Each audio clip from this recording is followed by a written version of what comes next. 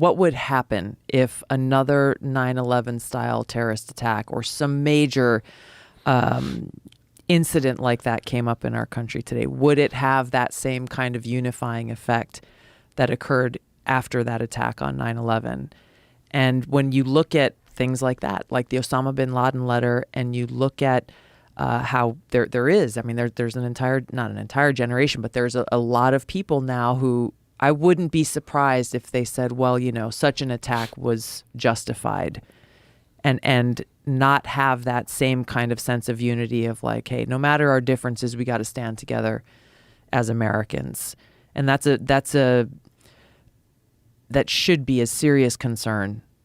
It should be a serious concern also when you really take into consideration how many genuinely dumb people there are.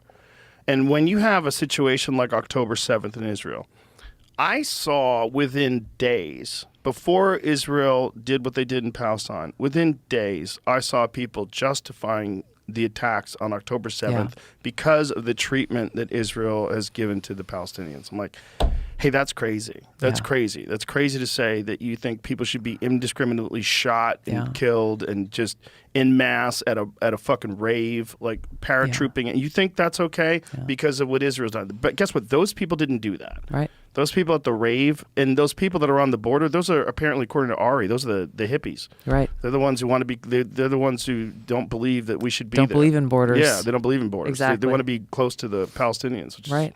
Exactly. And that's where, some of the things that they're chanting at that these protesters are chanting at Columbia University and some of the other ones, we hope that October 7th happens 10,000 times over, they say, celebrating Hamas, this Islamist terrorist organization.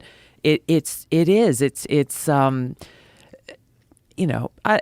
don't think we can just dismiss them as just being stupid. You know what I mean? Like, these kids are going to Ivy League schools. They are being absolutely manipulated, and there is a very intentional ideological war that is being waged in this example by these radical Islamist groups like Hamas, and they had planned this. They've been doing this for hundreds of years, and they're using technology and they're using other means to be able to achieve that end. No doubt, as is Russia, as is China. They've infiltrated universities. The famous Yuri Bezmenov speech from 1984, which is crazy when you hear it today because he called it. He knew it was going to happen, and it's happening, and it's happening from college campuses outward. So the most radical of these ideologies are being promoted on colleges because the kids are the youngest. They don't have jobs and real world experience.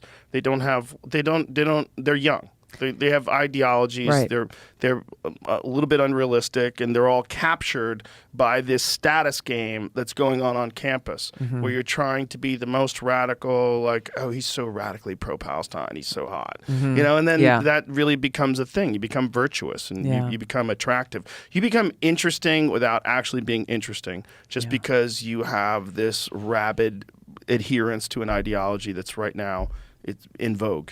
And that's really what it is. And I think a lot of that is funded by foreign governments. And there's a lot of evidence that points to it. And we should consider it as a possibility. And don't dismiss it as a conspiracy theory. Yeah. Consider it as a possibility. And so this is the question about things like TikTok, and Twitter and all of them. Because I guarantee you it's not just foreign countries' kids. I guarantee you there are people in this country that are using it. Yes. I know businesses do it. Yes. I guarantee you people do it to try to influence the way people think about things. And when you see posts, I've seen posts multiple times saying outrageous things, and I'll just, let me click on this guy. And it's usually some letters and a numbers and a name maybe and a bunch of numbers. And then I click and I realize, fake person. Yep. Just go through all this stuff. Zero posts. Yeah. Yep. It's all just retweeting inflammatory stuff, and it's nutty fucking crazy politic takes and like really aggressive takes on things. And like, wow, how many of them are there? Yeah. There's no question that this is happening, and the social media algorithms are feeding it and playing right into it, and in our attention and our minds are the commodity. 100%. Check out my book, For Love of Country, for sale right now at tulsigabbard.com, and you can also pre-order the audiobook that I narrated on Audible.